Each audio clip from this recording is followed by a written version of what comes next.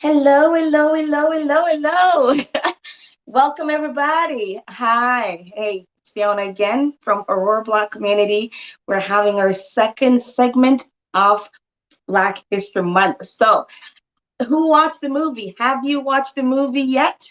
Because it is time to get going. We have Nelia, we have a special guest, and we're gonna dig into this movie. So it's going to be a very interactive conversation. As you can see, I'm very relaxed, not very dressed up.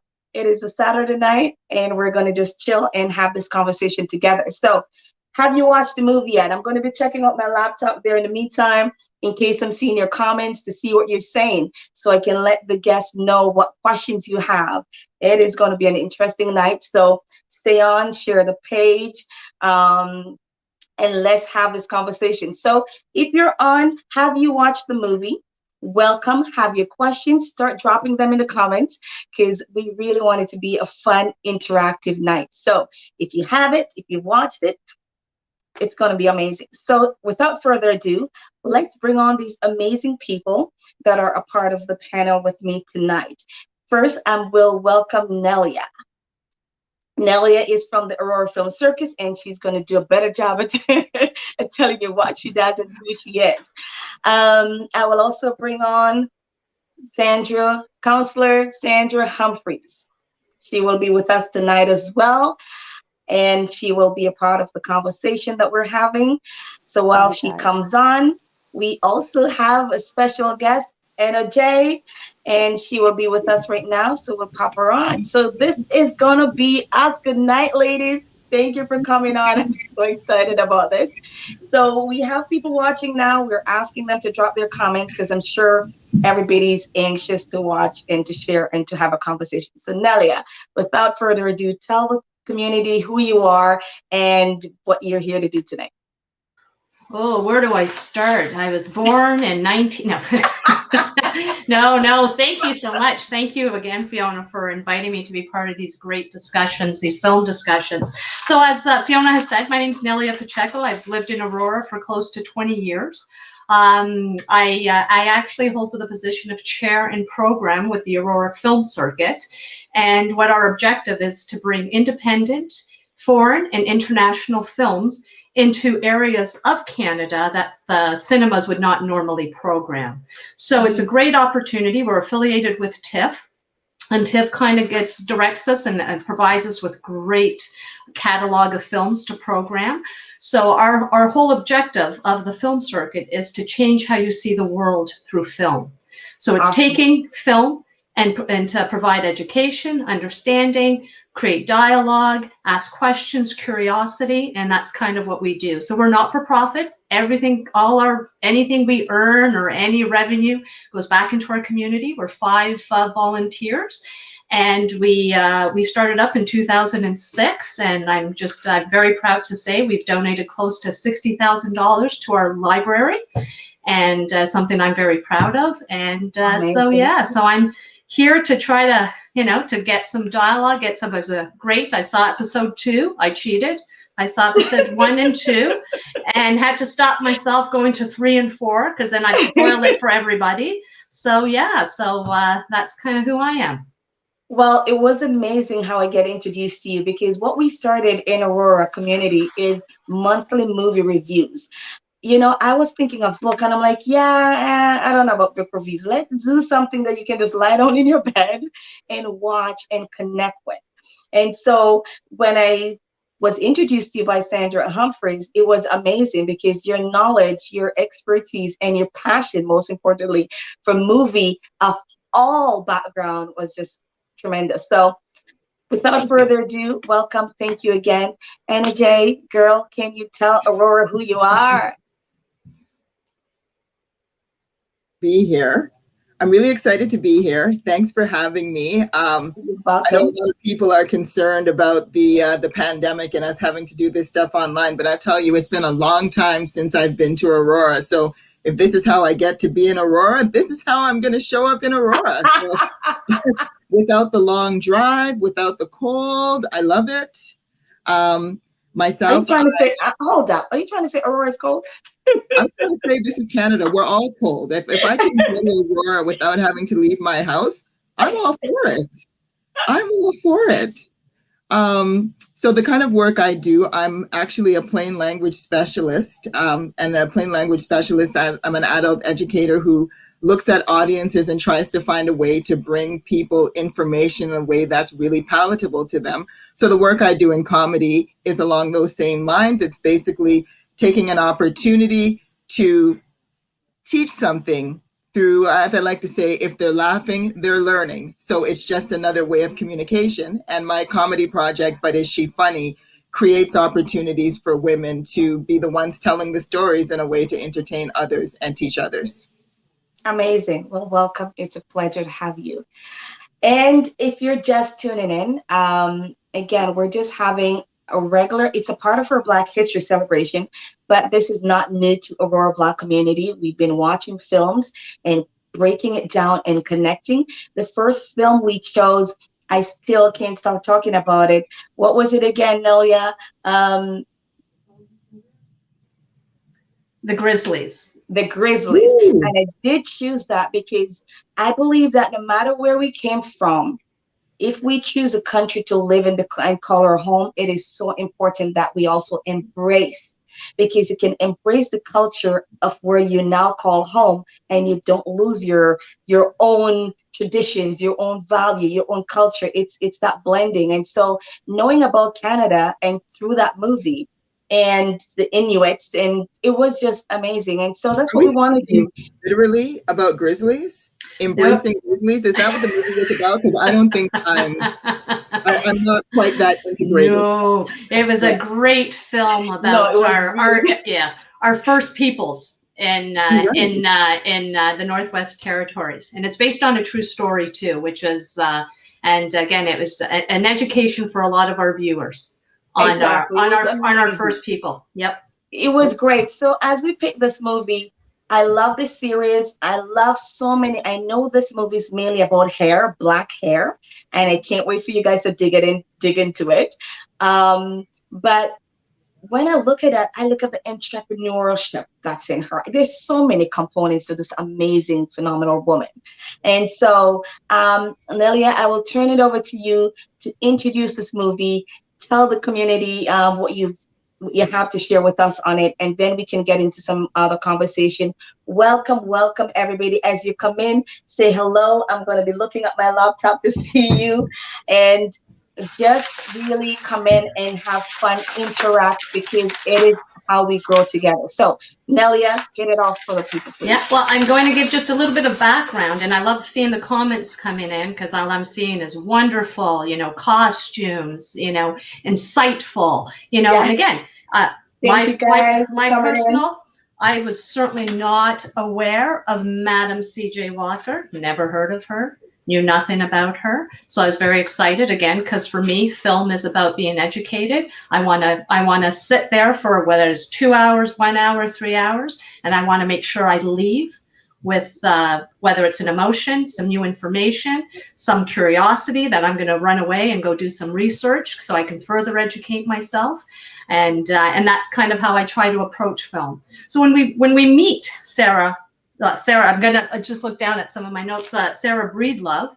So, she was born 2 years just after as a freed slave from the Emancipation Proclamation that was signed in 1865. So she is a free slave. She's the youngest of 6. Yeah. And again, in her family history, and we see that in the first season, and it doesn't touch on it a lot. I liked when I did my research was, they made reference to her family and her brothers being, barbers and dealing with black hair, but it doesn't give it enough focus, because that's kind of where her love, her passion, that's right, where her understanding comes from. And so again, so here she is, the youngest of 6, orphaned at a very, very young age, at 10 years old, then is off to have to live with her older sister, has domestic issues at home with her brother-in-law, married at 14, mother at 18, widowed at 20. And we're talking about, this is all in the late 1800s. So this is, I can't even imagine. When I was watching it, it was just kind of, for one, it was just a very different film to see when it came to the Black struggle and at the time period. And it kind of allowed me to just have a better appreciation of the characters and who they were and the people, versus taking out what we know, the history. We know the history of slavery, majority of us, whether we choose to educate ourselves or not. So there was an opportunity to just focus on this woman who was just, there was no stopping her. And so what I loved about it was the fact that it just was continuous. Like, she was so tenacious in what she wanted, and no one was going to say no to her. That's right. And again, and never mind talking about, the fact that the constant emphasis on her appearance, and again, and that situation today, what I found interesting too. So we're looking at late 1800s, and now we're in 2021, and women's hair, Black women's hair, is still a topic that we still discuss today. That's what I was saying earlier. Yeah, and I find that kind of, again, it's always, I try to look at progress, right? So again, so you look at it back there. And again, and this film too, this film, it's only based on the last 10 years of her life. And, there's part of me that I would love to have known the beginning, but here we find her, and she's ready, and you just see her, obviously she was born a businesswoman, because that's all she thought about. It was constant, throughout the film. If someone says no, she's got another idea. She doesn't even care about plan B is not an option. Yeah, plan B is not an option, because plan A is going to work for her. And there's a beauty to that, right? And there's an admiration. And again, you have to focus is on the time period of when it was happening. Yeah. I will interrupt you. I see Mary was just saying that she would have loved also. She's in agreement with you that she would love to know more about our growing up. in the episode that it was. So yeah. Someone is relating to you. I believe we have a little clip for those who might be on and have not seen it at all yet. Do we still have that clip and can put it up, Adriana?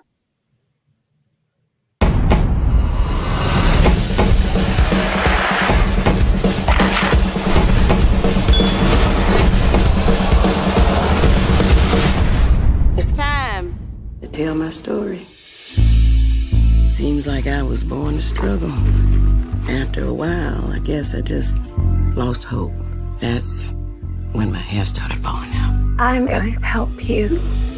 My hair grew back, and so did my confidence. Maybe I could sell your product. I don't think sales is for you.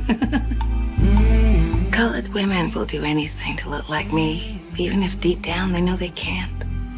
I ain't gonna let you keep beating up on yourself, yeah? From now on, I'm doing my own hair, making my own hair grow. Come on. Missy, I don't take orders no more. Lincoln freed me 40 years back. That's why I'm gonna pay you. And that's why you're my favorite daughter-in-law. Sisters, let's talk about hair.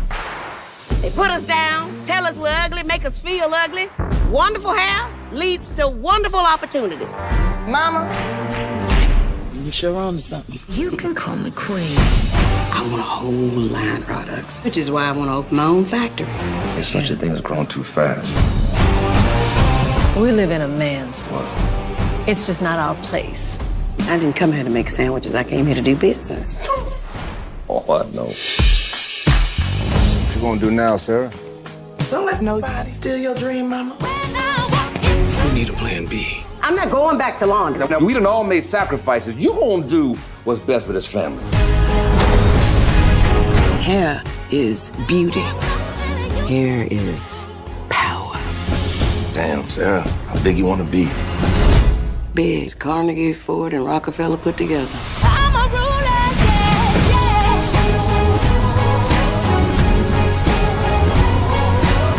yeah. We gotta work harder. Be smarter. And dream big. I'm a ruler, yeah. Amazing, amazing, amazing. Welcome back. If you're just checking in, we are celebrating again for Black History Month. We're just doing one of what we've always done. I know, great movie. I agree with you, viewer. Thank you for tuning in.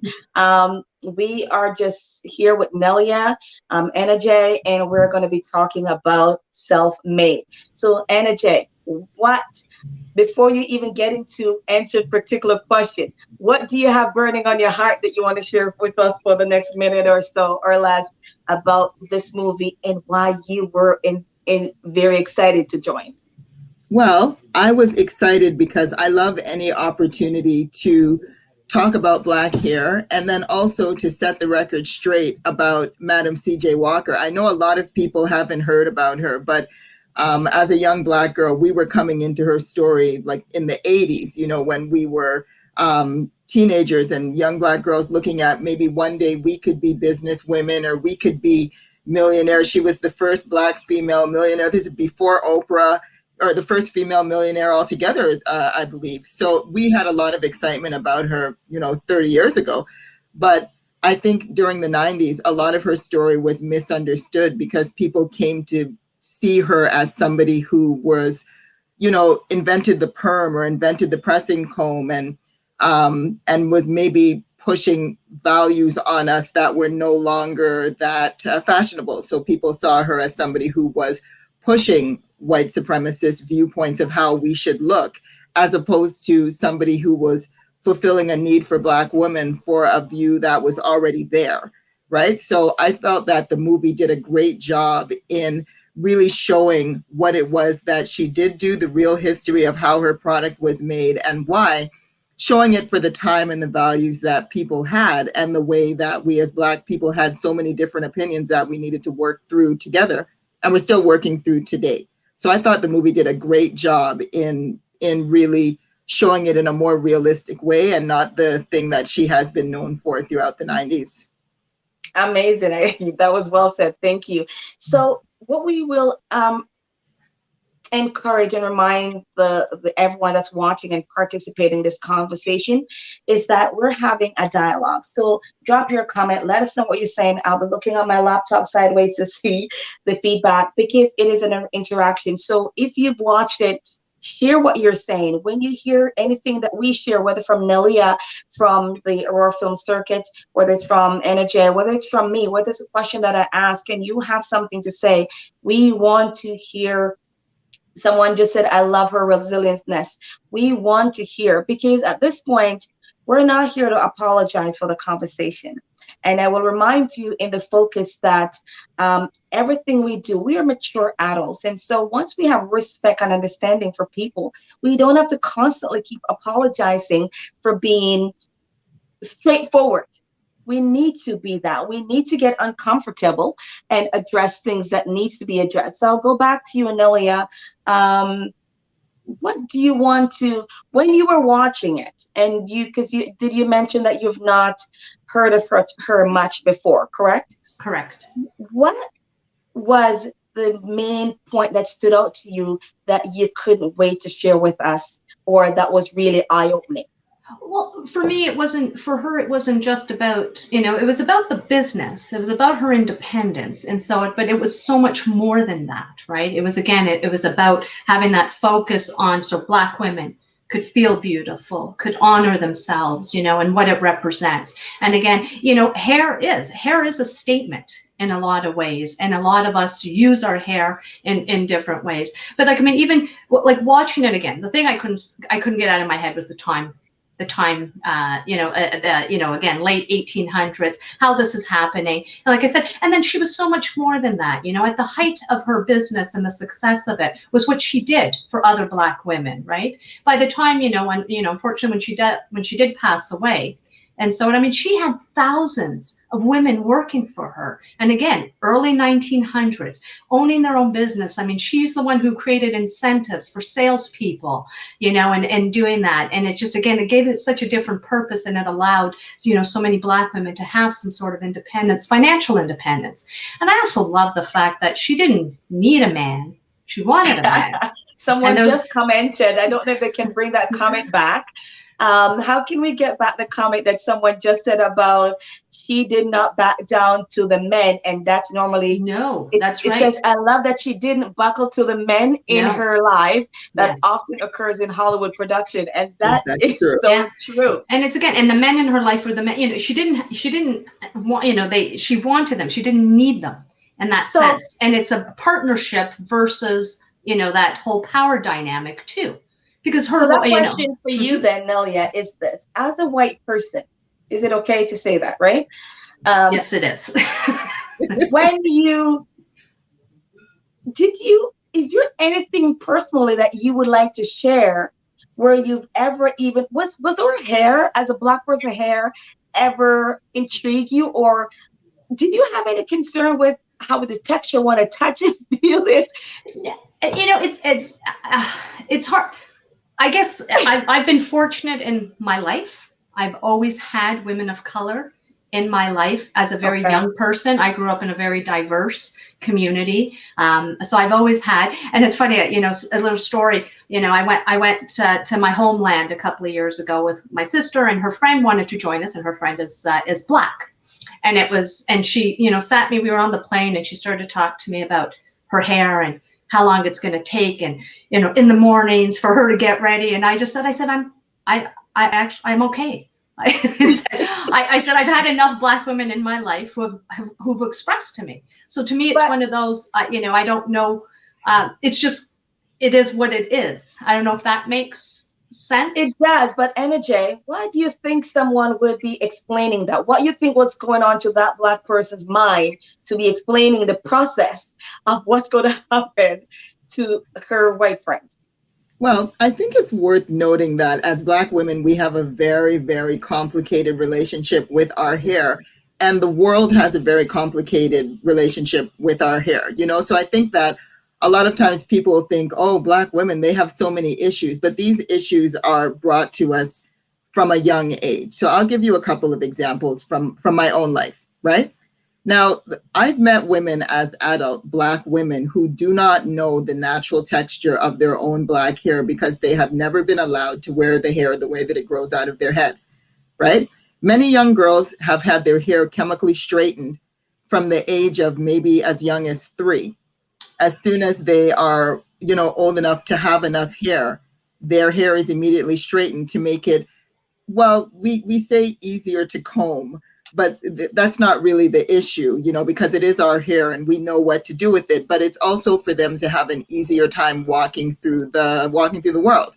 My hair was chemically straightened for the first time when I was 12, and that was extremely late for a girl of in my generation. I was the last girl to get a perm. That's what we call hair straightening. I was the last girl, and I was always saying to my mom, kind of how kids ask for cell phones nowadays, I was like, when am I going to get a perm? Because everybody else has one. So there's this social pressure of knowing that your hair, even in its natural state, does not look like other girls. So from the age of 12 until perhaps late into your 40s, 50s, or however long, many Black women will continue that process as a form of hygiene. It's not much different than just knowing that you got to go get your eyebrows plucked, nails did, anything like that. We will get our hair straightened every 4 to 6 weeks for our entire lives. And I know somebody in the comments mentioned Chris Rock's Good Hair, and that's an excellent movie to really show the process of what we go through in our lives. It's something that is started by our parents,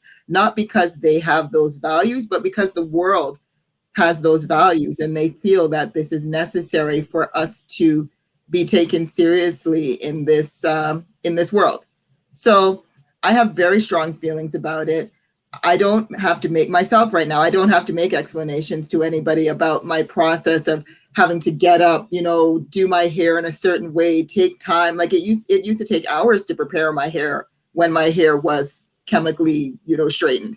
But now I wear my hair as it is, and it's a lot less work than what, like, this is just my hair. But many people, many Black women do not have the option to simply wear their hair as it grows out of their hair naturally in this world. So I want that to digest for a little bit because can I yeah. Oh, sorry. Oh no, do you want to? Sorry. No, go ahead. I'll let something digest. Because even today in the film world, so many Black actors, especially the female actors, there's so many challenges because the makeup and hair people don't know how to work with Black hair, Black skin, the tones, and so on. And there's a real big issue. And it's, again, where some Black actors, either you have to put it in your contract, and many of them will bring their own stylists and hairdressers and makeup people, part of them, and they have to pay for them. Whereas a white actor does not have to. And it's a big deal in the film industry. And so many actors you will hear, especially females, where their hair has been ruined because a hairdresser who did not know how to work with a Black woman's hair, and it's been ruined. Or they've had to wear scarves during even their performance because it's been ruined. So it's a real issue. You know what? Wow, that is deep. Shauna, great to see you, girl. Yes, this is my experiences, people jealous of my hair. Because my friends noticed, and I think I was saying that to enoje, I put it up, it stay up. I put it down, it stay up. Yesterday I had a big poop. Today I have some, what we call these Chinese bumps? we call them Chinese bumps. Don't ask me why. If you're looking at my hair and different ways that you call it in your Caribbean culture, please post it in the comments. I want to see the different things we call these little bumps. We've heard of cocoa bump, Chinese bump, and what was the other one, enoje? Bantu knots. Bantu knots. But exactly. So I personally never have a concern with my hair. I never ever have a concern with my hair. Perming mine growing up is because it's coarse and it's a lot of pain, and nobody had the patience. And so let's put in the perm or the iron and get it done and gone. So it's really eye-opening for me now, even having the conversation, because it doesn't mean because I did not have any personal negative relationship with my hair, or why it was permed or not permed, it doesn't mean that it's not happening, and it doesn't mean that there was no underlying issues or deeper reason for all those actions. I just know that I personally never have it. So enoje, go right ahead.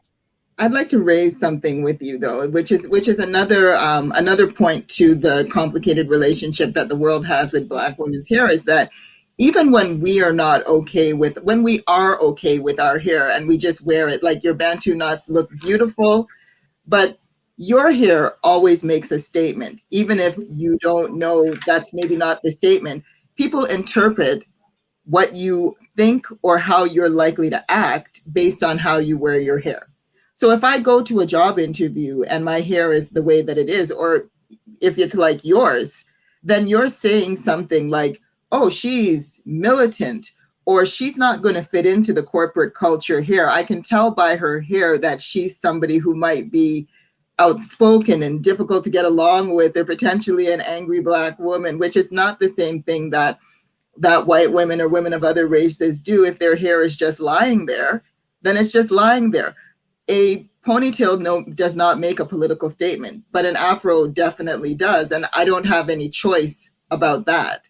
So when I go to a job interview, I do not spend as much time thinking about which suit I'm going to wear as I think about how am I going to get my hair to look like somebody who will work out here. Because even as I'm talking about my skills, I'm talking about my degrees, I'm talking about all the things I have, a lot of times people cannot hear any of that because they can only be fascinated by my hair and what it means, even though I think this is just how my hair looks when I get up in the morning.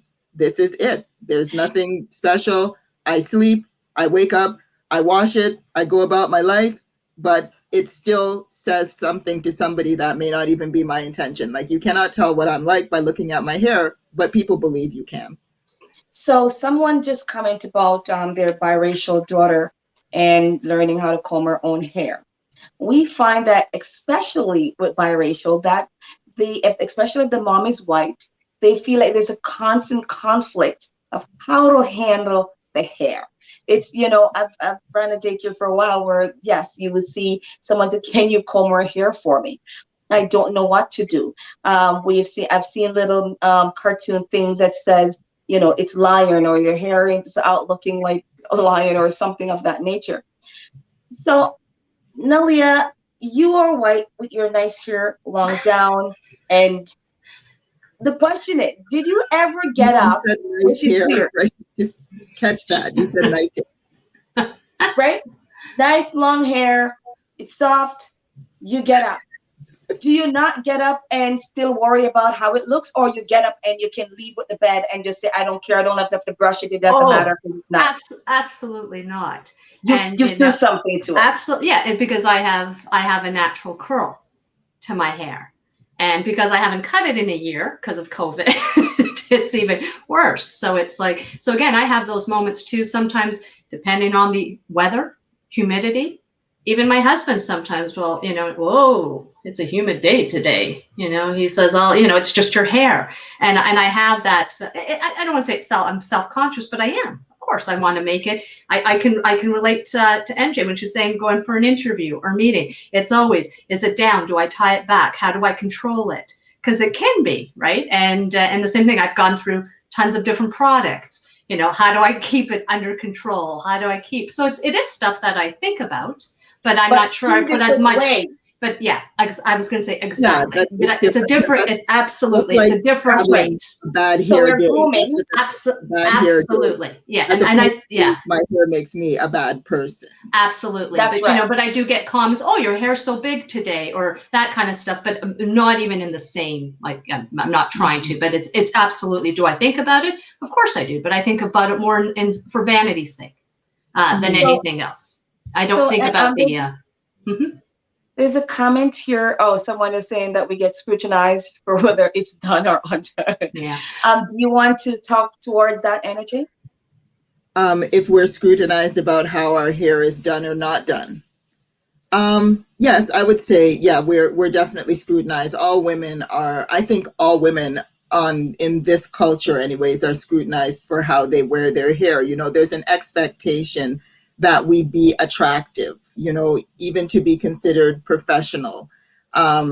You know, but there's, as this Mary Jo is saying, yes, there's an extra layer of challenge with what we face as Black women, because it's not just about whether or not I'm attractive by this particular standard, but it also is about my ability to make a living, you know, my ability to provide for my family, my need to comply so that I can continue to do the things that I want to do or exist safely in certain spaces that I want to exist in. I often tell the story of when I was working as a database developer for a company in the States, I guess they're a pretty big health insurance company. And it was a very interesting culture there because the building was very tall. And I only mention this because I was told that the higher up on the floors you go was more of your professional pedigree. So the executives were on the top floor, and then it went down from there. That was my understanding. I worked on the second to last highest floor, the second highest floor. And there were only 2 Black people working there, myself and the receptionist. So no Black people took the elevator up to the top. So one time I was going up to the top and my hair looked, you know, I was younger then, so my hair was a lot more plentiful and a lot more out there than it is now. And another Black woman came all the way up, like everybody else had gotten off on the various floors. So I was kind of looking at her like, maybe they hired a new one of us because nobody ever comes this far up in the elevator with me. But when everybody else was gone and it was just me and her going up to the top floors, she said to me, you know what? I can't even believe you come around here with your hair looking like this. She says, everything we worked for, everything that we had to struggle for in this country to be taken seriously as professionals, and you come around here with your hair looking like that, you make us all look bad. And she got off at the next floor and went to wherever it was to go back down. But she felt it was necessary to come all the way up with me just to say that. And it really, the movie brought that part back to me because I thought about, you know, Sarah Breedlove, Madam C.J. Walker's arch rival, who said to her, you can't sell my stuff because you don't have the right look. You know, and often as Black people, there's a lot of hatred for us towards these counterparts who tell us that we don't have the right look. You know, like many people criticized the movie because they said, oh, they're making it look like a dark-skinned, light-skinned woman thing. But really, what we're doing is expressing the values that we've been taught. So this is a woman, the woman in the elevator, she knew that there was a level of professionalism that she had always been taught. Her mother had taught her maybe, and the world had taught her that to exist in this world professionally, you have to look a certain way, and we shouldn't step outside of that if, you know, otherwise there's detriment to everybody. In the movie, when Sarah Breedlove offered to do the washerwoman's hair for free, she said, when she looks good, we all look good. But by that same measure, if she looks bad, we all look bad. But the question we have to ask ourselves is, what is bad? So I will pause there for a little bit because I need to exhale, you know.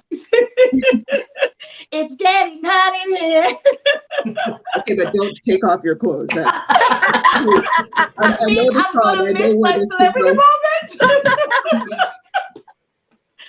Well, listen. This is beautiful. Welcome back, Councillor Humfrys. Hi, ladies. I'm sorry. You know, difficulties for me. I know. Listen, it kicked me out the first one too. So don't worry.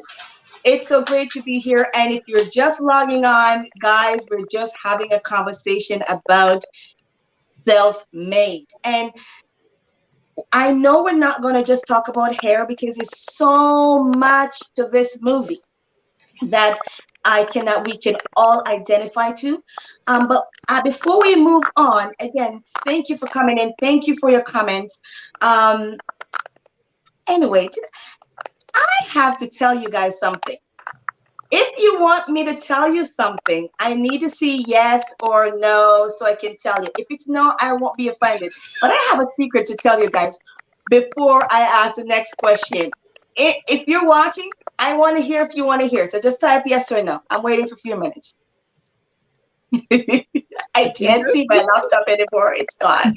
The battery died and I can't see anything. So right now I'm literally just talking to myself.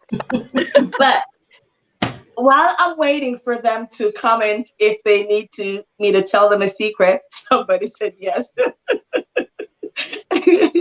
All right. So let me tell you the secret. Oh, all right. Let me tell you the secret since you're all begging for it. Oh yeah, they're begging. They are. All right. So the secret is. All right. The secret is. I don't know much, but I know I love you. And that's to me, it's all I need to know. Well done. I just want to tell you, Aurora, we love you, we love you, we love you, we love you, we love you. I don't want this conversation to get too tight and too painful. We want to can talk and embrace and smile and educate and have fun. And I love music, and there's none. Yeah, but this movie is all about women supporting women. Yeah. Too. And I mean, I think that's what we really need to, like you said, it's so much more, right? It's a lot. It's a lot. And she continuously was giving back, every time. And that's what she wanted to do, right? It was about building and creating again and having those feet that for women to have that financial independence. Love you. Nelia. Well, we'll let Sandra Humfrys get a say in before we move on, because I have another question for enoje. And so go ahead, Sandra. Just a thing, Nelia, you hit the nail on the head. It's women supporting women. And, then 1908 and today, 2021, sometimes we still struggle with women supporting women. We need to support each other. The sort of the act of jealousy there when she offered to sell her product and then she began to excel. There was an opportunity for a partnership. Yes. And, oh, you're not good enough. But was she really not good enough, or was there an insecurity there? And that's right. How? Women, we cannot be jealous of each other. We have to support each other to then and now, more and more. Forget the jealousy and insecurity, forget all that stuff. Because you know what? If we support each other, we're going to be stronger. Yes. More brilliant things will occur. Yes. It hit me today. I have to. I was behind this times. I enjoyed that episode so much. I only watched the first episode. I cannot wait to continue, so I won't be able to comment. I gotta tell you, it is only 4, and it's and they said the reaction of this film is so powerful that people wanted more. Mm-hmm. Yes. Yes. But this is the story. But they want more. So I'm inspired. I still have a very hard time, and Phiona, we've talked about this, a hard time with the challenges that she faced and it continued to face today. And I mean, when you were telling me about your elevator story, I wanted to just scream, what are you talking about? Let's embrace the beautiful hair, the beautiful style of all of us, all of us, and just celebrate it. But I just wanted to share that with you, that let's support each other versus forget the insecurity. We've got no time for that. Absolutely. Yeah, but the fact that even, there was quite a few comments back when we were talking about that there's, that in the US, that they have to apply laws on discrimination on hair, right? So now, and it's 4 states now in the US that have had laws put in place, voted in, that you cannot discriminate against hair, and and on Thursday, the Aurora Public Library had a Dr. Cheryl Thompson talk about, the Black beauty. Yes. And, and she made reference to too. I think California is just the latest state that has applied these laws. But again, the fact that in 2021, that this is an actual discussion. Exactly. Those laws here too. Yeah. I like what you were saying about women needing to support others, That's really important. I see a lot of that in the comments that we're concerned that women are not supporting each other. I want to say for Sarah Breedlove's rival, I can't remember what her name was. Addie, right? Now, I think that Addie was more of a metaphor than she was. Yes, I think so too. Yeah, she was an actual. Yeah, she was an actual. But yeah, in the story. I just want to make sure that people think it's not always about jealousy of somebody else's success, which in this case it definitely was. But there's also the values, and we have these values in all kinds of ways. For Addie, it was entirely unacceptable that Madam C.J. Walker should be successful because she had none of the values that Addie had been taught were key to success. That's right. Something like, if you've always believed your whole life that you need a degree from a university to be successful, then it's very hard to understand why it is that somebody that just came fresh out of high school and got the job you thought you should have. You're like, wait a minute. I paid for my degree. I worked hard. I got a master's. I got a PhD. This is profoundly unfair. And what I'm saying is that if you come up for generations, decades and decades and hundreds of years from slavery, believing that whiteness or your proximity to whiteness is a value, then it's just something that we take for granted. For Madam C.J. Walker to believe that she had the right to go out there and present herself as anything, society said she was nothing, and she was expected to believe that and continue. So Addie wasn't saying anything that everybody else wasn't already thinking, because it was the value system. Addie didn't create that, and everybody lived by it. Beautiful. Madam Walker was not going to fail. No, she was not going to fail. There was no one was going to tell her she wasn't going to succeed. And I know this it was beautiful. You know, I know there's a question, Phiona, but did you love the part where, you know, her house is burning down? Her whole business is going down. Oh my. And then, you know, Addie's like, oh, everyone, you know, I'm here to pick up the pieces. And she walked over and said, I'm going to be building a factory there. Yeah. You can call me Ms. Madam C.J. Walker. Yeah. I loved it. In your face. I loved it. I you know, it's when I look at that, I just want to say, I can't believe 47 minutes has gone already. This is amazing. One thing I want to say is this. I don't care what kind of racism it is, tasted him, faced him, whatever it is. In my personal belief, and this is what the uniqueness of diversity and inclusion is allowing me to have my belief, embracing it, and not being ashamed of expressing it. That's right.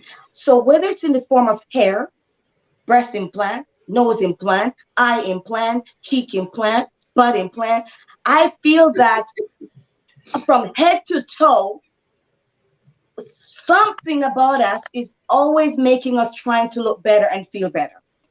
And the difference is why I understand that the hair part can be separated, because it has another piece to it.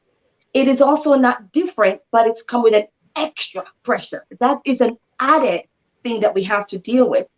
But some of us, whether it's for male or man or pleasing somebody, or because of the media or social or Hollywood, we all have so much that we're gravitating to, and that's pulling us to our identifying ourselves, appreciating ourselves, embracing who we are. We're always trying to be. So for a Black woman who is already having an issue with their hair, that's an extra trouble on the top of everything else that we have to deal with. But there's something I wrote down here, is that it is easy. It is very easy. And I'm looking at this as a Black woman saying it, and I'm very Black. I hope you can see that I'm very Black. That when I look at white friends that I know, I see a lot of insecurity around their hair. I didn't know that so many white girls wear weave. I thought weave was a Black woman world. My white friends that I know wear more weave than I ever did or know of. So when I look at that, it was just amazing to know that that was possible, because the kid is white and the hair is fake. It looks so much more natural than if it was it's easy to not assume that a white person is wearing the hair, but I find that with hair, it is a trouble for everybody. The Black person get the extra. It's a double layer because it comes with two different meaning. And for enoje, it's really, I'm glad that you are a comedian as well. Is it a comedian? Yes. I'm glad that you're a comedian as well, because I find that comedians can be very successful in bringing change through humor. Because sometimes I know some people need to be jacked up and get their tire changed, and you can't be soft and spongy around the issues. But I also love what Mandela says. And I believe he says we get more accomplished with love and mercy and grace than retribution. Because I find that we get more rebellious when we're trying to prove a point than just having a conversation and learning and educating and understanding and empathizing and just allowing each other to be. And if we can allow each other to be, I told NJ today that I saw a young lady walking. And if I was outside, maybe she would have fight me or something, because I would have said something to her. She's coming from the CN Tower, CNE. She looked gorgeous, wearing a beautiful long blonde wig. I mean, I'm not a wig person. I'm a natural hair people. People always think that I should easy go locks. I would not locks, because I love my natural hair. I love it. I have nothing with people who wear their wig. Wear your wig. Do what you got to do. Look pretty. Whatever your pretty is. I love me, right? But I said to NJ, right away, I saw the child's hair that beside her, and it hasn't been combed in my interpretation for weeks. So that is double, what do you call that? What would you call that? That is really not good. Because if I'm saying I'm the mom and embracing my natural beauty, then I'm having mixed conversation here. So maybe I'm teaching my child one value, but I'm also demonstrating a different value to my child, where loving my hair is, embracing my hair is, and because children or anybody do what they see more than what you say. Yes. So right away, I said to Energy, and I was trying to understand, I believe there's a difference in grooming my hair. Is there a difference between grooming my hair and my hairstyle choice? Because I can have a hairstyle choice to get up, wash and wear. We have a Black style that we call wash and wear. We wash it, shake it, put some gel if we want, and we're gone. There you go. Then you have a beautiful wash and wear right now, Hannah Jane. But for me, I like to wash and brush. Brush, blow dry, put it in a ponytail, leave it out after if I want. Should I feel discriminated against as a Black woman because I brush my hair out and make it soft and look a little bit neat with some gel? Feel discriminated against, or be discriminated against? Be discriminated against, or feel guilty that I'm trying to be white because I brush it and put a little gel to make it look neat? No, I feel that really, this is another issue that some people have when they might say that somebody whose hair is processed makes them a sellout, is really just the opposite side of the same terrible coin, right? Again, you cannot tell what someone's values are by looking at their hair. You do not know their hair journey. Right. You don't know why the hair is the color that it is, or why some people choose to have a weave, wear a wig. And I would like to point out that my hair also has not been combed for several weeks because I do not comb it. I wash it, I wear it, it's clean, it's fine, right? So we don't know what anybody's process is. And nobody should be discriminated against that for that reason. And I think it also is important to say that, you know, a lot of times when we talk about hair and the things we do with it, people do think that that is personal and that it's not political at all, or that it's a matter of just being pretty, when it's not really a question about being pretty at all. At least I can speak for Black women when I say that for us, many times our hair is a question of power. The story of Madam C.J. Walker was not a question of women wanting to be pretty. It was women wanting to have power, women wanting to have agency. And for us to have that, we need to not have to change our hair, but to respect and to love the hair that we have and however we're going to do it, and for others to do the same. So it's not a question of, you know, will I look good if I wear this style? But it's more a question of, will I be able to get this job? Will I be able to start this business? Will I be able to walk into a bank and get this loan? you know, with my hair in the way that it is. And when nobody has to even think about that, then we'll know that we have achieved it. Right. Like Madam C.J. Walker had a lot more issues than just Addie. Like she had to deal with a lot of intersectional issues. She had sexism to deal with. She couldn't get a loan from the bank. She had to go to her community, which is something that Black people still struggle with a lot of ways today, is not being able to get access to financing to do the things that we want to do. Right. So it's not just a hair story, but it's looking at the values that shape the way that we're allowed to exist in society. So it's about beauty, but it's also about power. It's about freedom, and it's about agency. And in the film, you see that, right? Depending on what was happening on the screen, if you looked at the women's hair, it matched what was kind of happening. So, you know, NJ, to your point, is that again, it associated with the power of the moment of what we were seeing on the screen. And I think that's kind of was one of the big, that tie-in for me, because I started noticing the different styles, or when there was more emphasis put on the woman, you know, mostly Octavia Spencer, who's, thank goodness, she's fantastic, and she's getting her dues. I mean, she's always the co-star, you know, she's always the co-star, you know, she's lead, and she's the one who, this movie is hers. I think everyone else is a bit secondary from my perspective. But like I said, but to your point, that hair, and you saw it depending on the scene, what was happening in the screen. If you take note of what the women's hair looked like, it actually tied in to what was happening in that moment. So, Councillor Humfrys, in leadership, and you've been in politics for a while. I noticed, and it's funny, I was having this conversation with myself, because sometimes I talk to myself. It's not a crazy thing. I was raised by my grandparents. I tend to talk to myself. My son was here, the talking, practicing something I was saying. I find that when, especially women get into political leadership role, their hair is constantly flat. I've never seen, well, maybe I missed it. You know what? So how many leaders have you worked with that was Black or has hair that was just not flat and not related to white hair? You know what, Phiona, you make a fantastic point. Not as many as I would have loved to see. And honestly, you just all the discussion we just had a minute ago. Energy, by the way, I love your hair, and I'm very jealous that you just wash it and go like, okay. I know, right? That is a jealous thing. I too have very curly hair, but it's changed for whatever reason. It's getting flat. I don't know if it's COVID or what's going on, but you know what? Absolutely, Phiona. To have some beautiful, luscious curls that just go perfect, or you know, it has some personality. We need more of that. We need more of that everywhere in politics, you know, just to show an example that this is it. This is fine. This is gorgeous. Let's move on. You know, I really believe that we need to see more of this, more freedom to show who we are.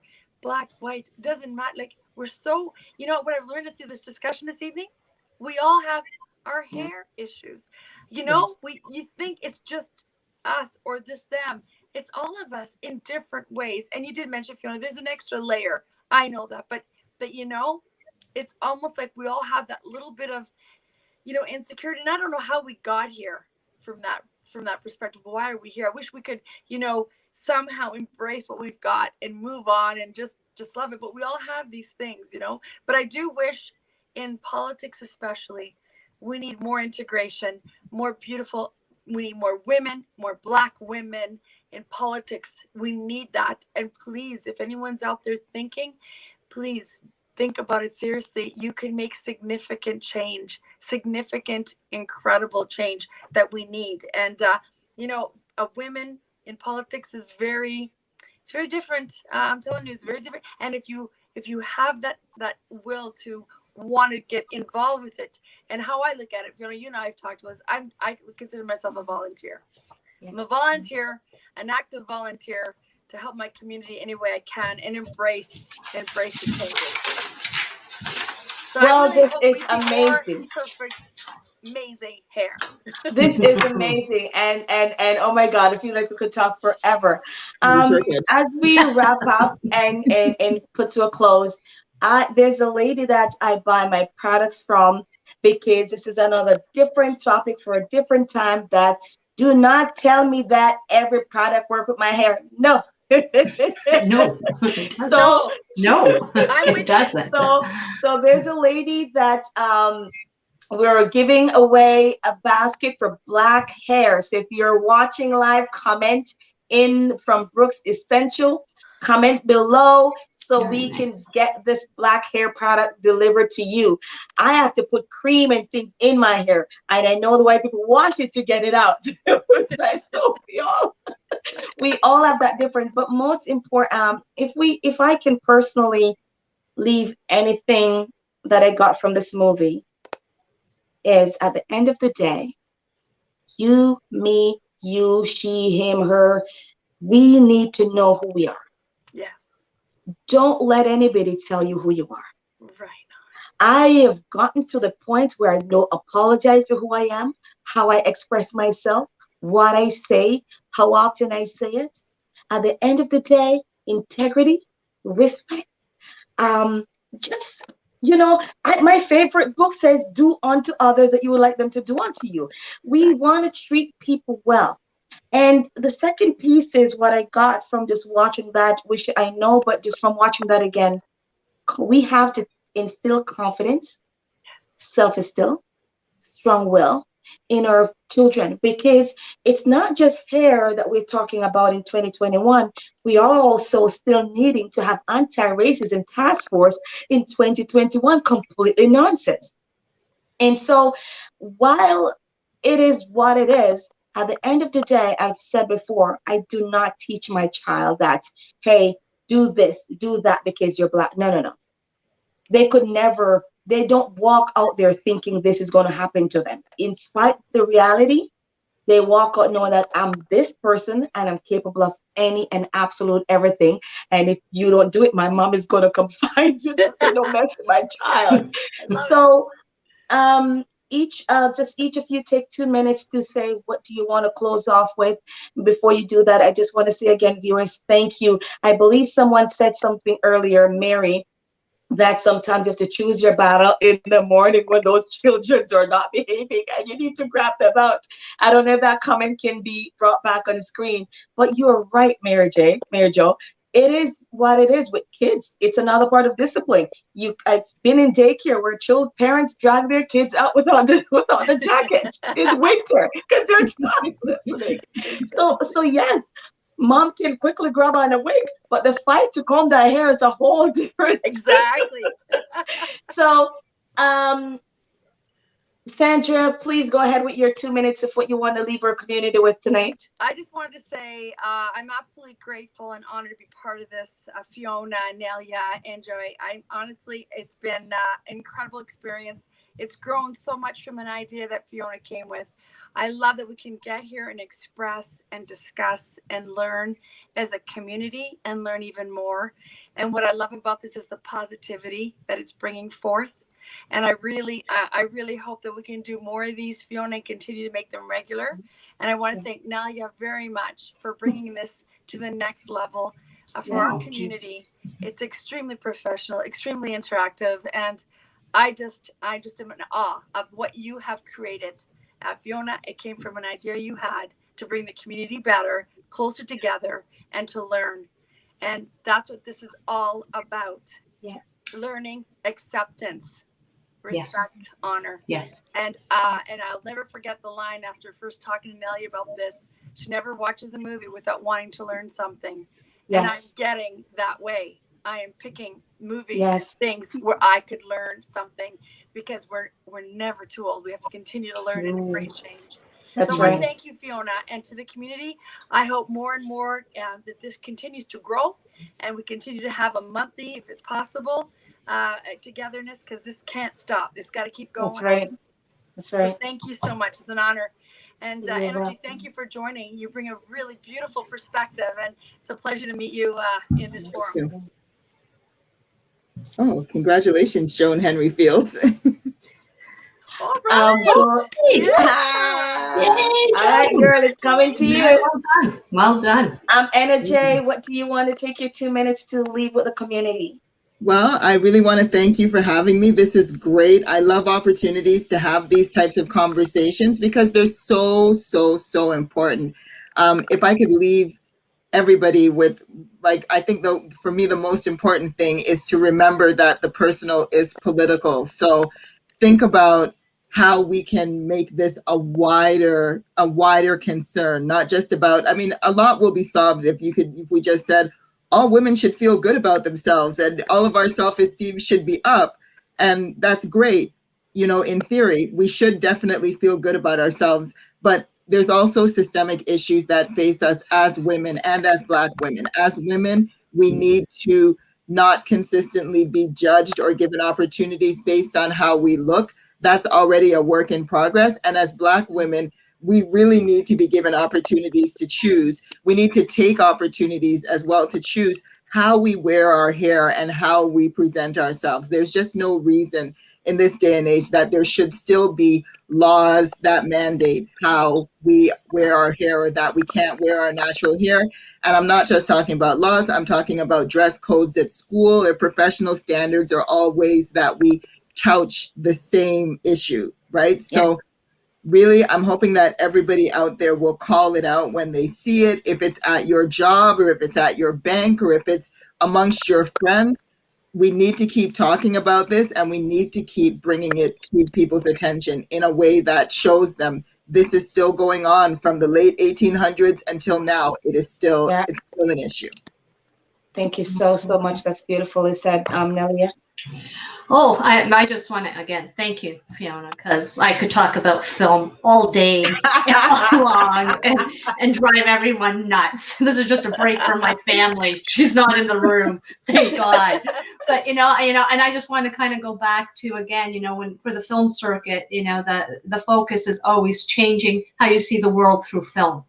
And again, in this film that you chose, and it does that, right? And myself as a white woman, it's a further education for myself, and that's what it's about, and understanding and the acceptance. And again, with the beauty for me with film is, again, it's that recognition of self. We all feel so alone in this world in so many ways, and we've all touched on about the insecurity of hair and what that represents for all of us. Again, different levels of it, different pressures that are applied to it. But again, it's that recognition. And, for me, film was always that. And having an emotion that I finally saw on a screen in a film that I could relate to. And it made me feel less alone. Because we all think we're suffering alone, and we're not. That's right. And, and for me, this film, again, is just another level for me of understanding. Because, again, I didn't know who she was. Now I've got even more to talk about. People don't want to listen to me. So that's all I think. And to me, again, education, it's power. Knowledge is power, right? That's right. And the more we understand, the more empathy we develop, the more compassion we have for others. And again, it's just that recognition that we are all in it together. Right. Well, guys, thank you. Thank you for not leaving me alone tonight. Never. Thank you for keeping me company. It's so amazing. And I want to say, in case somebody have the question why it's white women and Black women here, change is for everybody. And in case you missed my previous post, Black history is not only for Black people, it's Canadian history. Absolutely. And I look for the face of Aurora, the face of my community, the face of Canada, the face of York region. And if we think the same way that I want to see my face represented when I look at the screen, I want everyone who can sit home should be able to can identify. So, and different perspective. It is so beautiful to have different perspectives and to be open to that, and so you've done so well, people. Thank you so much for everyone out there that commented and have your feedback. We will go through it and reply to you. It's very, very important that we respond to you. Thank you for your participation. It is just amazing to build this community stronger. There's absolutely no excuses. Let's do our part. So without further ado, thank you so much. Thank you. Good night to you, Thank everybody. you, Phiona. Thank Well you. done. Thank you. Thank you. And again, Well we'll done. talk to you after. Nelia. Mwah, Sandra. Thank you, guys. Have a good night. And we are out. Bye-bye. See you later. Bye. Bye-bye. Thank you. Thank you. This is